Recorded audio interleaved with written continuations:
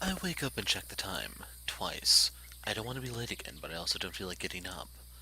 So I just remain in bed and let my mind wander. Should I call Suzumi and ask her for a ride, or should I head to headquarters by myself? Suzumi said we're going on a trip today, so most likely she'll be coming over to pick me up, right? Oh well, I'll just wait for her call. I check the caller ID and see that it's Suzumi calling. Hey. Hey, Kazuki. I'm glad to hear that you're awake. Haha. Anyways, stay where you are. I'll be there in 30 minutes. Okay, so where are we going exactly? You'll see. Fine. Is there anything else you'd like to add? Uh, no?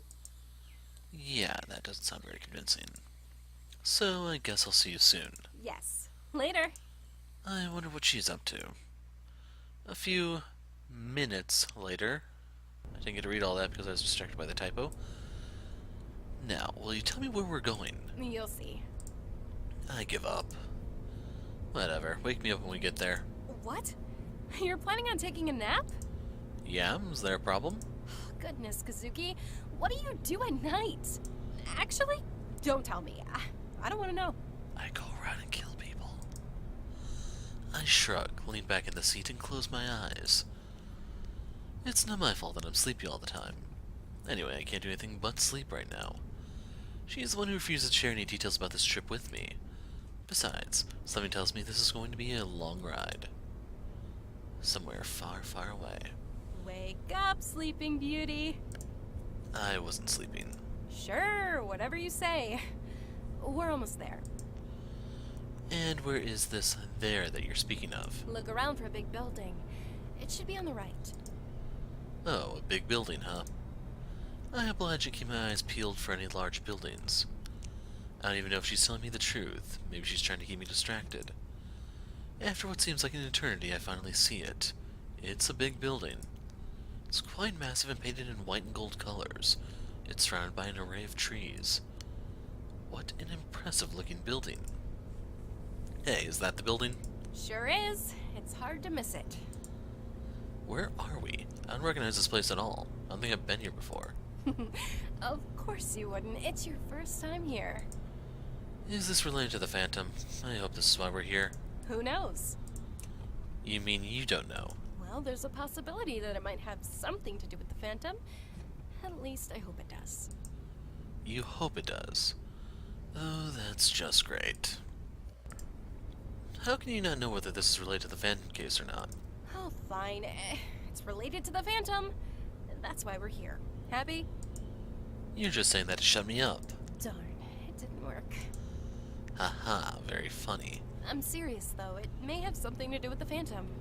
Especially when you consider Kaoru's debate on the whole one true god the other day.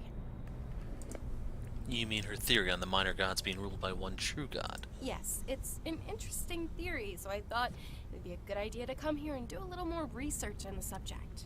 You know, learn a little history on the subject. History? Yes. Okay, where the heck are you taking me? You make it sound like I'm kidnapping you or something. Yeah, I have no idea what you're planning to do with me, but it can't be anything good. It just... Stop being so dramatic. I wouldn't drive you this far just to torture you. I can torture you anytime I want. She gives me a mischievous grin. Relax. I'm just teasing you. Haha. I don't know how else to respond to that. Hey, What? you're embarrassed, aren't you? No, I'm not. Yes, you are. Oh, Kazuki, you're so innocent. How adorable. I'm not innocent, okay? And I'm not embarrassed. Just stop looking at me and keep your eyes on the road. Whatever you say, sweetie. Huh, we're finally here. I see the huge building in front of us. I notice a sign and read the name out loud. National Museum of Utena. I give Suzumi a look of disbelief. What? Hey, don't give me that look. I told you we're here to brush up on some history. Yeah, but you omitted the most crucial detail. You should have told me we were heading to a museum. Yeah, right. Would you have come quietly if you knew? Of course not. That's precisely why I didn't tell you. We get out of the car and head on in. How is studying the history of minor gods going to help us with the case? I mean, what should we be focusing on exactly? Finding out how it started. The beginning. You mean stuff like how the world was created and how the human race began? Yes. You can just read up on those. You can just read up those things in books, you know. It feels wrong hearing those words come from your lips. Yeah, true. Since we're here, we might as well look around. Besides, there are some things you can't learn from a book. True, like how to become a psychopathic killer for one.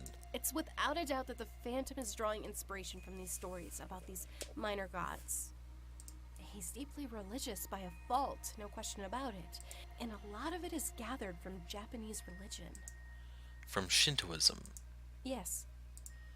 You really think that's worth checking this out, don't you? Yes, I'm positive it is. Fine, let's get this over with. Stop being so pessimistic about this, Kazuki. I'm not being pessimistic, I'm just being expressive. Whatever. Suzumi approaches an elderly guard who's staying nearby. Excuse me. How may I help you? I'm Suzumi Misao, and this is my colleague, Kazuki Koyama. We're looking for someone to guide us around and help us with our research. Well, you've come to the right man. I may be able to help you with that. I don't know. I'm not sure he can help us with this. But again, this is some ancient history on God and all, so he might have some knowledge regarding that. Who knows? Wow. I'm Hyaku Monogatari Kaidankai. You can call me Aohando. I'll be your guide for today. So Monogatari, that is supposed to be legend or story or something like that. And then the Kai is supposed to be some sort of spirit, I believe. Like, I don't know enough Japanese to actually break down the meaning of his name, just know that there's most likely something here behind it. As for Aoando, the owl part means blue, I believe, and I don't know if Ando has any sort of significance. Kaidan Anki Hyaku, what? I just looked at him shocked. Who the heck gives anyone such a name? I appreciate your assistance, Mr. Aoendo. Wow. Do you know any myths that talk about the creation of the world and so forth? I'm Hyaku Monogatari Kaidan Kai, but you can call me Aoando. I'll be your guide for today. I don't know why he repeated that, but yeah. That happens to be my favorite subject matter. And I know a great deal more than what's written in books. Oh, that's fantastic. She looks at me happily. Do you both practice Shintoism? Yes. More or less. I don't really care for all this religious stuff. A lot of people share your sentiments, young man, and many of them come here from time to time. Oh, really? Yes, you'd be surprised how many of our visitors are non-Shinto believers. The only time we would see more Shinto believers are when students come visit us for field trips and such. Come to think of it, I have just noticed how empty this museum is. Do a lot of people come here? Depends on the time of the year. Occasionally we'll have a lot of foreigners or larger organizations come in. It can get a little overwhelming, mind you. But normally it's just a small group of people like you youngsters. Although none of them come this early. He smiles warmly at us. I see. Do you think he comes here too? Maybe. See? I told you this trip would be worth it. She grins widely and winks at me again. We will see about that. Alright, so here we are, at the beginning of it all. He points to the middle of the wall. It's labeled the beginning of the world in huge font. Do you two know the story? The first god, Ameno Minakushi Kanushi. Ameno Minaka Nushi summoned two divine beings into existence, the male Izanagi and the female Izanami. Not quite. Huh. Izanagi and Izanami weren't actually created by anyone. Exactly, to be more precise. Before the heavens and the earth came into existence, there was nothing but chaos. An unimaginably limitless, without any definite shape or form, dark chaos. A light emerged from this boundless, shapeless mass. This light formed the heavens, which is called the Takamagahara, high plane of heaven. The rest of the particles that had not risen formed a huge, dense, dark mass, which can be known as the earth. When the Takamagahara was formed, The first three gods of Japanese mythology, known as the Kasanshin, I don't know if there's something missing here or not, appeared. Central Master, Hold on. Central Master, High Creator, Divine Creator. So you can see she's not synced up here. By the way, if you're wondering about the other names, Takami Musubi and Kami Musubi. I don't remember what Musubi means, but I've heard the word before. Taka means hawk usually, and then Kami means god. So that might actually just be what it's supposed to literally be. Takami probably is referring to like vertical height or something, I'm not sure. And then Kami, divine, as in kamikaze, divine wind. It's divine when used as an adjective, I'll put it that way. Yes, excellent, but that ain't all. Later on, two more deities came into existence. Umashi Ashi Kabi Hikoji energy. Because Uma means horse, doesn't it? But as Umashi, it might mean something else. Right. They were known as the Koto Amakusukami, right? Precisely. He smiles. The next generation of gods are the Kamiyo Nanayo, which include Izanagi no Mikoto and Izanami no Mikoto. They were considered to be the matriarch and patriarch of all other Japanese gods. The Koto Amatsukami, however, eventually disappeared, and were not mentioned ever again throughout the myths. Kamiyo Nanayo. That one throws me for a freaking loop because of the repeating Nana part, in case you're wondering why I keep slowing down on it. 7 generations of the Age of Gods are the 7 generations of Kami that emerged after the formation of heaven and earth. Disappeared, huh? Just like all the other gods. They never actually talk about the creator. The focus just goes to the descendants of the gods that came afterwards. And they're not even that closely related to the creator himself. Odd. There you have it. That was how the universe was created. So, after that, Izanagi and Izanami were sent down to Earth to create the first lands. Yes, let me show you. Follow me. So what do you think? I think it's pretty interesting so far. I guess it is, but I still don't know how this is going to help us with the case. We can ask him questions later. Like what? Don't tell me you're going to ask him if he's seen any crazy man around the museum lately. The thought of it makes me wince. Ugh, can you try to show some enthusiasm about this? You might actually learn a thing or two. I am focused. Actually being interested in the subject is another thing entirely. You're impossible. Take a look at this painting here. It is the most famous painting of Izanagi and Izanami. It's titled Searching the Seas with the Tenkei. Wow. It's amazing. I study the painting closely. Suzumi is right. It really is amazing. And what is this Tenkei that it's referring to? I'm glad you asked, young man. I'm a little confused as to why he's so happy about it. Tenkei, also known as Ame no Nuboko, or Heavenly Jewel Spear, is the name given to the spear Izanagi used to raise the primordial landmass from the sea. And what is this Tenkei that it's referring to? It's often shaped as a naginata, a Japanese blade. Interesting. I don't see how any of this counts as interesting. Anyway, the story goes like this. The heavenly deities summon the two divine beings, Izanagi and Izanami, and order them to descend to the earth, and do something to this chaotic state of mass into land. I assume turn this chaotic state into land. Like, the proofreading here is just freaking awful. They were given a spear decorated with jewels named Ame no Nuboko to aid them with this quest.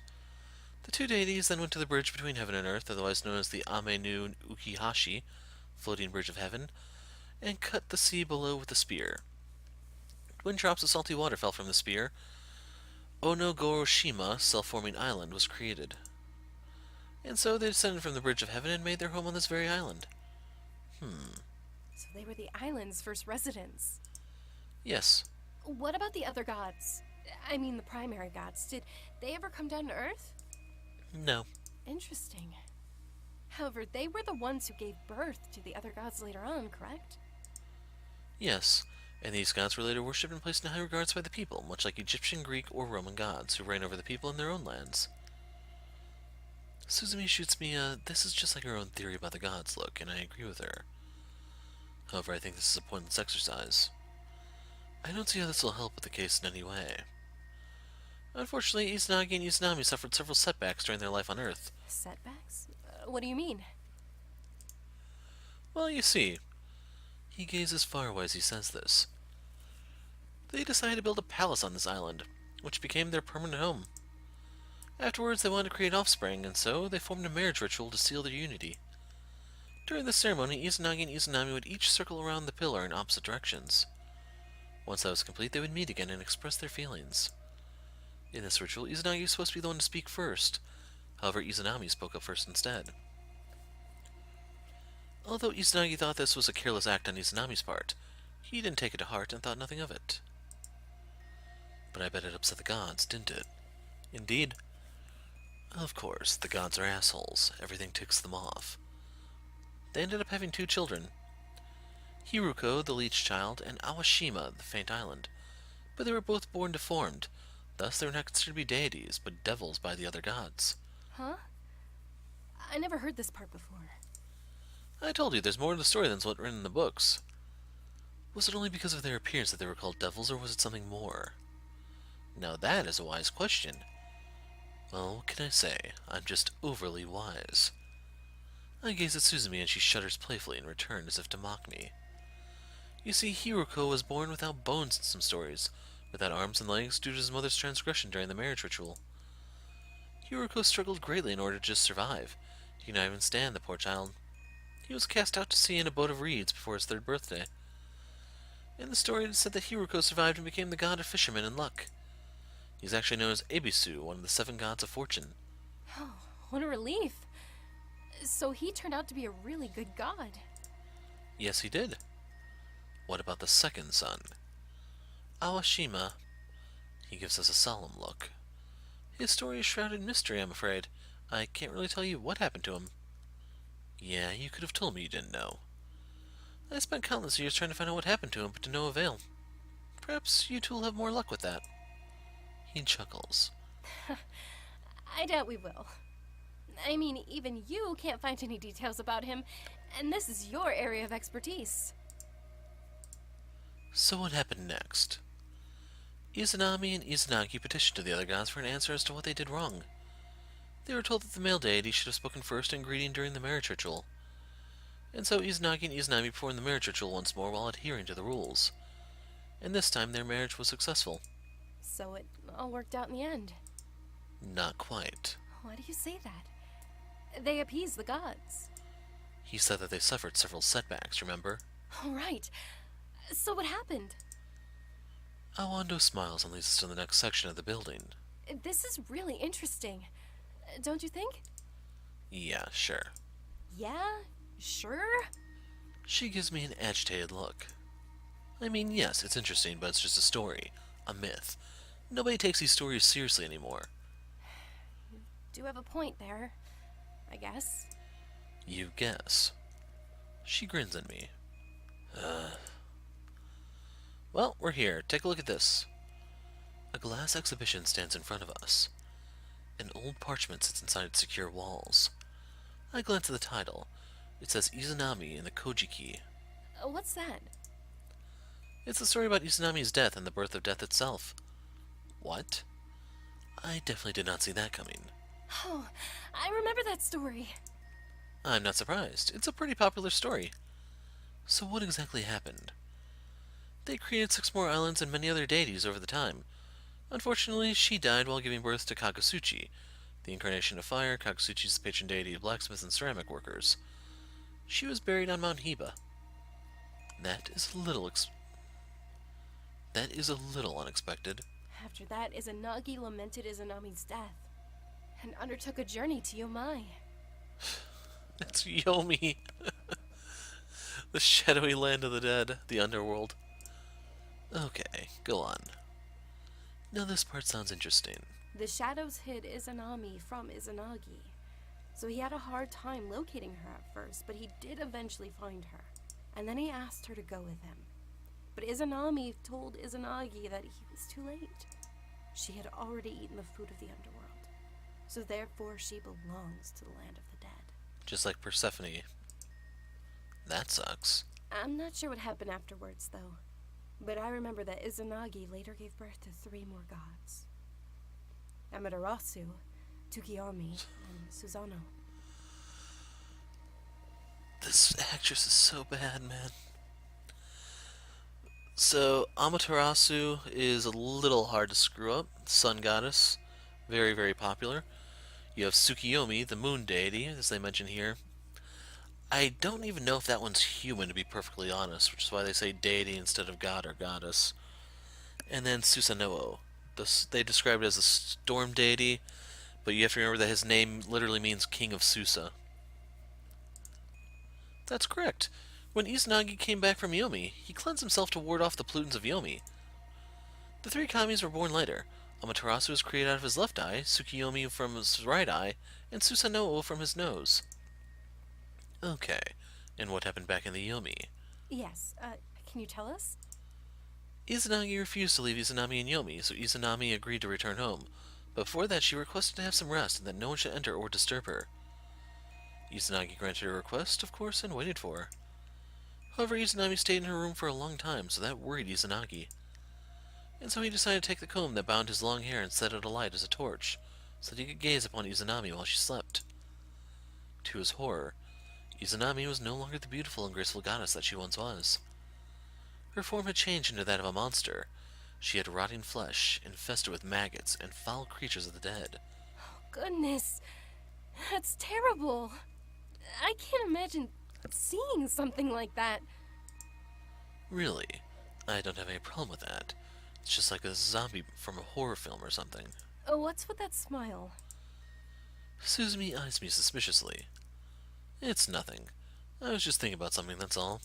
Okay. I can tell that she is still suspicious of me, but she doesn't pry any further. It's nothing, okay? Stop staring at me. You two would make a really cute couple. What? What? I would never date someone like him. Her face turns bright red with embarrassment. Funny that you'd say that, because I wouldn't even more. Mr. Orlando studies us thoughtfully as we bicker away. Okay, enough. We didn't come all this way to argue. True. You should stop interrupting the guide with your silly inputs then. Why, you little...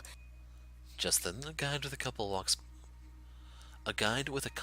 by us. Suzumi quickly stops herself from continuing. The two of us stare at the 3 in embarrassment. The guide gazes at us slightly, mixed with surprise. Crap, I completely forgot that we're in a museum. Do you two need assistance? Oh, no. We're sorry. No, we're good. Thank you. Yeah, we're just... The guy gives us an awkward smile, then he leaves the spot with the couple.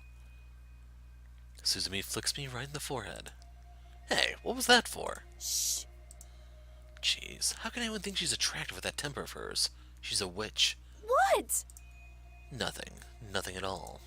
Where did Aoendo go? Oh, there he is. We head over to Aoando, who's standing next to some old book. We're really sorry about that. It's okay, I understand. You two are still young after all. Yes, well, that doesn't excuse our behavior. We should know better. Why do you say that? We're detectives from Yggdrasil. Oh, Yggdrasil, I've heard of you guys. From a while back, I believe. Oh. Could you tell us the rest of the story? Of course. Izanagi could no longer contain his fear, and so he ran out of there with the intention of abandoning his death-ridden wife and returning back to the world above. Izanami woke up shrieking and indignant. She instructed the Shikome, so that's the 8 hags. She, I believe, is actually the... Let's see. Or no, she would be 4. Huh. Because 8 would be Hachi. Anyway, to hunt down Izanagi and bring him back to her.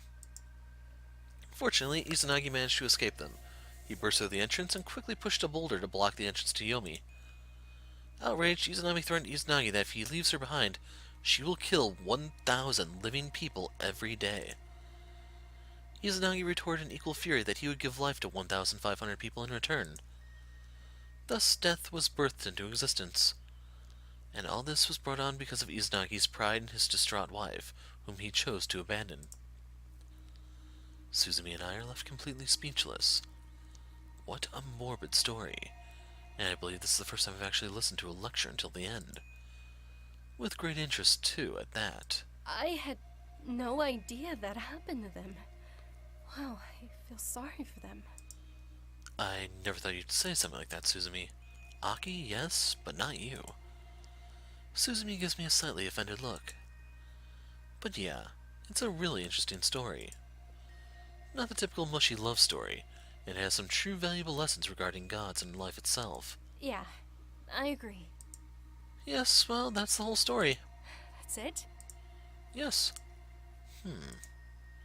Well, there was something else that Izanagi did. Yes?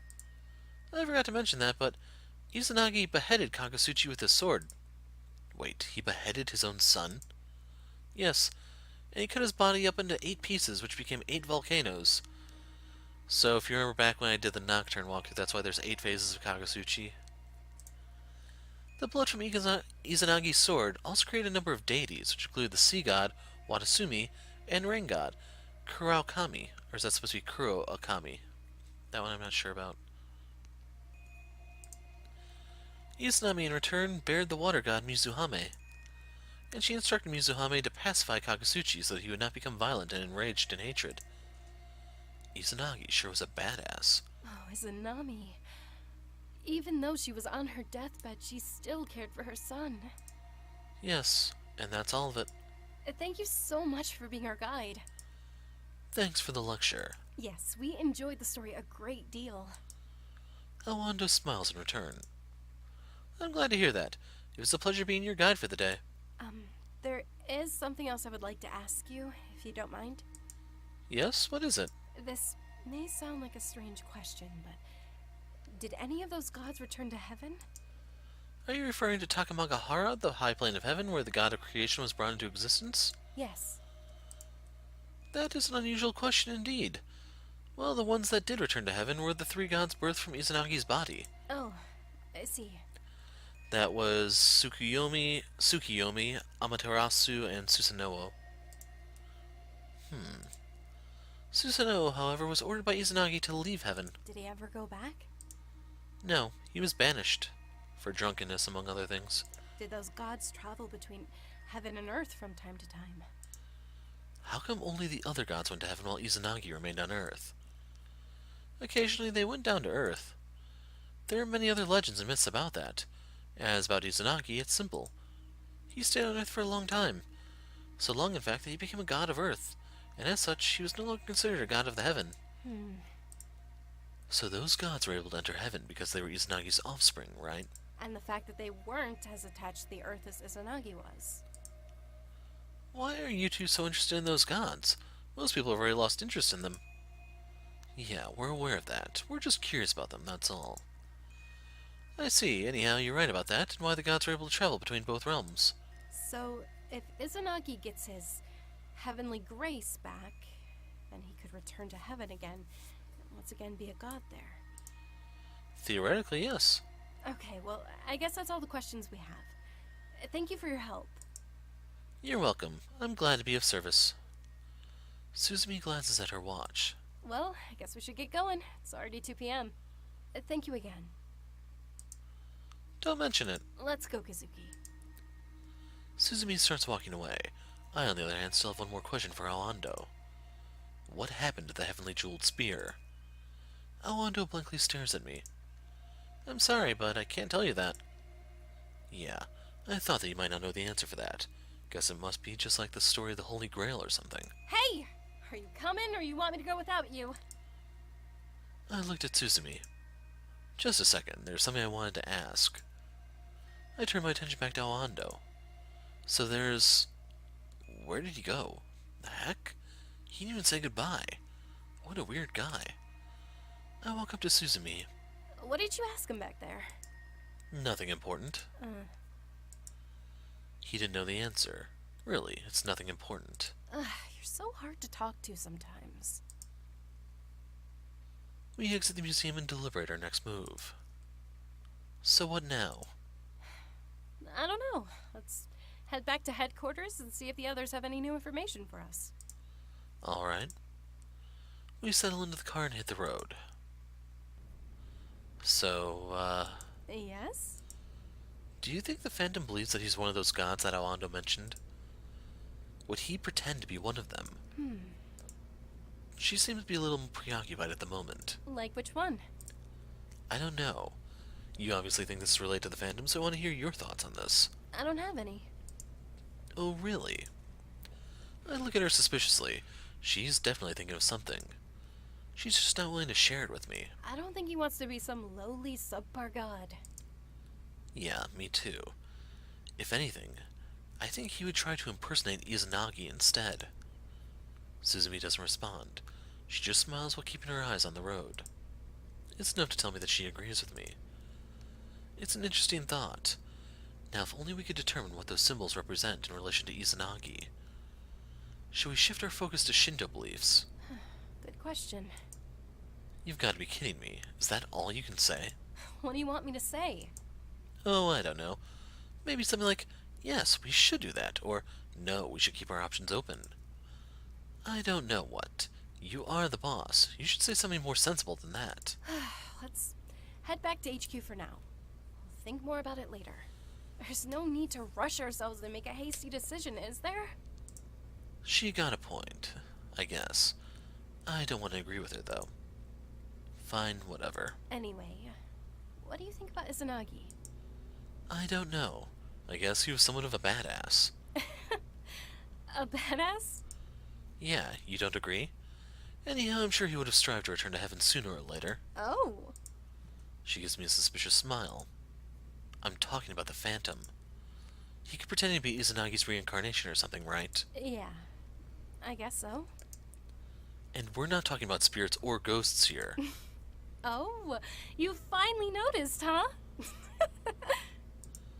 Haha. Besides, it would suck to be a ghost anyway. Why? As a ghost, he could do anything. True, but it's totally out of the question. Matsuo's wife did catch a glimpse of him, remember? Well, spirits can materialize as well, you know? Okay, then let's say he is a spirit. That would mean that he wouldn't have a body, right? If that's the case, then he is just an astral being, and astral beings cannot go to heaven. All the gods had bodies when they entered heaven.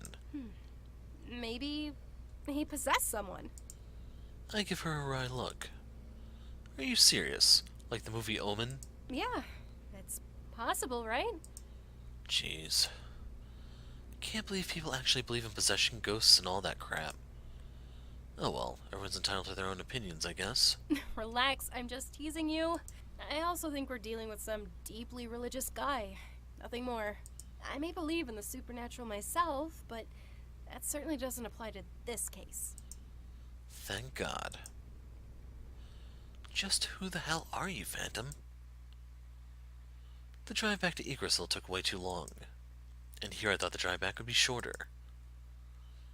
My back. Oh, what's the matter, Grandpa? Old age getting to you again? Whatever, I hate long rides. Well, they don't bother me, as you can see. She grins happily at me. Good for you. I wince. Oh, how I appreciate your sarcastic remarks. I know you too well to know you don't mean them. We stare at each other briefly. Oh, you don't have a comeback for that, do you? I'm getting too old for this. Let's go and see if the others have any news for us. Yeah, I'm coming. Hey guys. Welcome back. Yo, what's up? Hey. That's all? Really? Just... hey. I shrugged. We're fine, if you must know. Ugh. So, where were you guys? Yeah, I'm curious to know where you guys went to. You were gone for quite a while. We went to the National Museum of Utna. Their mouths fell open. All three of them stared back at us with the shock etched on their faces. I guess they weren't expecting that. What, did a ghost just fly by or something? Why are you guys so shocked? We're just surprised to hear that, that's all. They all turned to look at me.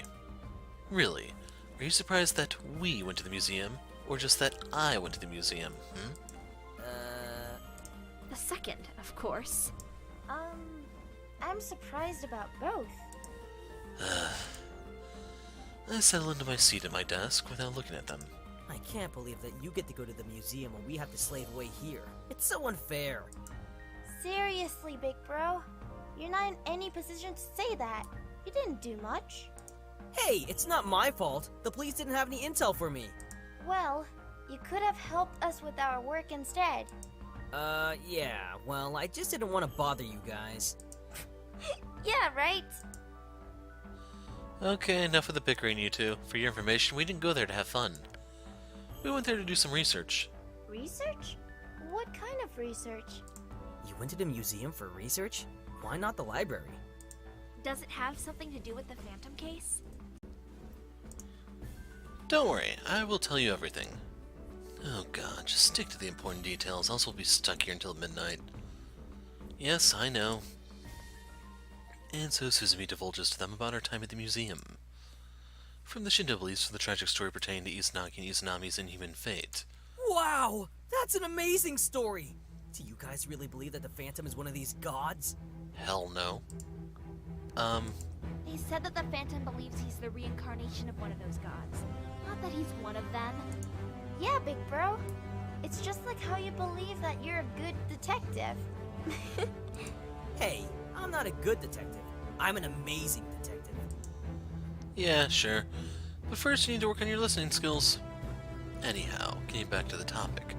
In Shintoism, there's no written rule that states how a god can return to heaven. So we won't be able to figure out what the Phantom is planning then. True, however, we think the Phantom may be pretending to be Izanagi. That could be true. After all, he's the only god who would have the chance to return there. Exactly. Or maybe he's Izanagi's reincarnation. Yeah, no. So why do you think that the Phantom could be one of the Shinto gods? Well, it was Suzumi's idea. Hey, it's not my idea, it was only a suggestion. Whatever.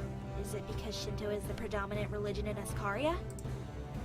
You could say that. I just figured it was worth looking into it. So there's still a possibility that he's not a god derived from Shintoism? Yes, there are still numerous other possibilities to consider after all. Suzumi's right. Still, I love where we're going with this. It's awesome! You only love it because it involves reincarnation and stuff like that. Hey, that is not true! That is in theory, yes, but it also involves gods. Anyway, if only we could figure out which god these symbols are linked to.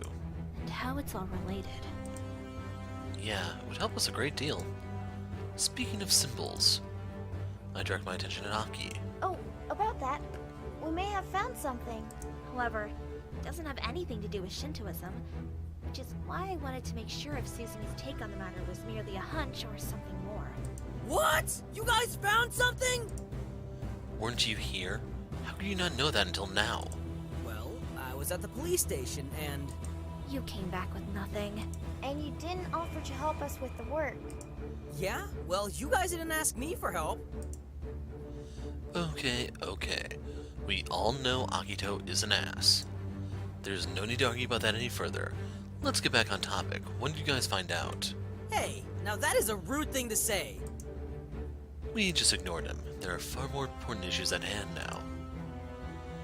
How are you sure that's not related to Shintoism? We found out what these symbols have in common. Oh really? What is it? Seriously, if that's the case, then this is one of the best days ever. Is luck on our side today? We're still not 100% sure yet, but I do think we're on the right track. Everything matches up. And it's related to God, too. Jeez, just tell us already. All this suspense is killing me. It's the 7 gifts of the Holy Spirit. We all stare at Aki in silence while dying to know the rest of it. Well, explain what it means, Aki. Can you be more specific here, sis? What is that exactly? Jeez, big bro. You were here. Plus, you should know what that is. And why should I? Because it's from the Christian religion. Oh. It's something like faith, hope, and love, or something along those lines. No. Those are the three divine virtues. What? Well, they're often represented as doves in medieval texts and such. Oh, doves, right. Doves with the flame spirit or something like that, right? That's right. Okay, and? The 7 gifts of the Holy Spirit are wisdom, understanding, counsel, also referred to as the right judgment, fortitude or courage, knowledge, piety, and fear of the Lord, wonder. So yeah, you could interpret this as wonder or reverence, and then right judgment would be prudence. What? That's it! It's exactly what we've been searching for! Yes, it's a match perfectly. The Phantom is picking his victims according to these virtues. Yes, that's what we think he is doing. You think? It's definitely what he's doing. No question about it. Indeed, excellent work in finding that out, Kaoru. Thank you. Although most of the credit goes to Aki. She did most of the work. We all turned to look at Aki. It made her blush. Oh, don't say that, Kaoru. We did the work together. It's true. Don't be so modest about it, Aki. Yeah, sis. You totally deserve the credit. Thank you, guys. So if we go according to these virtues, then the next victim will be someone who possesses a deep sense of piety. Yes. He could be a priest. Or it could be someone who's just really religious. Okay, the problem is, how do we stop him? I mean, we can't exactly protect every single priest or monk out there. That's so true. Man, this sucks. We still have to figure out if the previous victim knew the Phantom personally or not. We did that already, remember? We just can't seem to find any connection for Lee and Ernest. Yes. They didn't even attend the same school or anything. Perhaps they were introduced through a friend. Yeah, we already tried that. We got nothing. I can't believe this. We're so close to solving this case, yet we're hit with an obstacle that just puts us dead on our tracks every time. Come on, Kazuki, think. There has to be something. Wait. Aki, Yes? you said that those virtues are from Christianity, right? Yep. So maybe we should be focusing on Christian beliefs for now. We're still considering it. The problem is, Christianity is all about believing in one true God. There's no other minor gods. There's also Jesus, God's son. Oh, right. So maybe he thinks he's Jesus Christ. I don't think so. Why not? Because he died for us. Jesus Christ never did anything bad. I don't think the Phantom would want to be a god that's practically a saint. Oh, true. Good point, sis. He gives Aki a thumbs up. Oh, big bro. Then why is he acting according to the 7 virtues? Maybe it's not related to Christianity. After all, a lot of religions share the same beliefs. It's very possible. Or maybe this god is the true god that created everything. What do you mean? There isn't much about him, just like in all other religions around the world. It just says he created everything. So, Phantom is aiming to be that god? Seems like it. I lean back in my chair and cross my arms. Now that is perfect. We just narrowed our search from Christianity to all religions. Jeez, why do you have to be so sarcastic? Need I remind you guys that we discovered the meaning behind those symbols? That's something. Yeah, I know he did, it's just... The Phantom is close to finishing his work. We all exchange apprehensive looks with each other. It's a depressing thought. Furthermore, it means we'll be seeing 2 more victims before then, unless we can stop him before he commits them. I wonder what he'll do afterwards. Will he stop killing altogether? I don't know. I still don't understand how doing this would make him into a god. Yeah, me too. What if this is only the beginning? Maybe he thinks by killing them he can take those virtues or something. We all turn to look at Akido. What? Did I say something wrong again? You're so cute, big bro. So you do know that you tend to say the wrong things. Just not this time around. He actually said something productive for once. I know, that's a good theory, Akido. Yes, I know, of course. Yeah, that is a good theory. So let's suppose that Akido's right about this. that he is actually attempting to collect these gifts, virtues, whatever you want to call them, in order to regain his... Heavenly grace? Exactly, it's just like that old man said. So does that mean it has something to do with Shintoism after all? Let's just put it at this point. There's no single religion that he's adhering to. I believe the Phantom is combining beliefs from multiple religions. True. They all bear the same beliefs when you think about it. So maybe...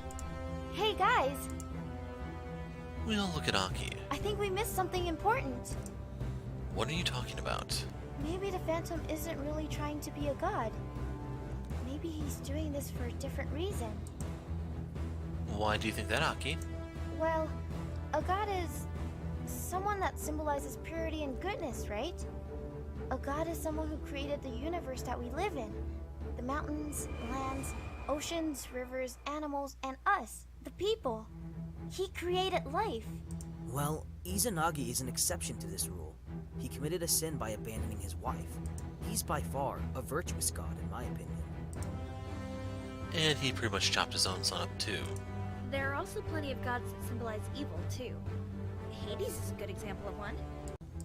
Yes, I know, but what if the Phantom is doing this to mock the god? And I mean the one true god that created everything. Mocking God, hmm? Interesting. Go on. We all accept the thought that there is only one god that created everything. Yeah, more or less. So from him came all the minor gods, from all the different religions. And all of them, more or less, have access to the heaven, or are just gods here on Earth. So, Are you trying to say that he might be someone who was banished from the heaven? And because of that, he's killing them because, like he said, a part of God is in every one of us? yes, precisely. Maybe this is his way of mocking the god and gaining their grace? But why? To get back to heaven? To surpass the god, like Lucifer. Exactly. What? Lucifer? You mean the devil? Yes, just like Aki pointed out, he is mocking God, right? And what could be a reason for that? I don't know. Different opinion? Why am I even asking him? Just said that. Because he was once in heaven. Huh? Seriously, big bro? What? Lucifer didn't like what the god was doing. And so he was banished from the heaven. Oh, right. Now I remember. Yeah, I honestly doubt that. Well, that would explain why he was killing them. To mock him and get virtues to surpass him.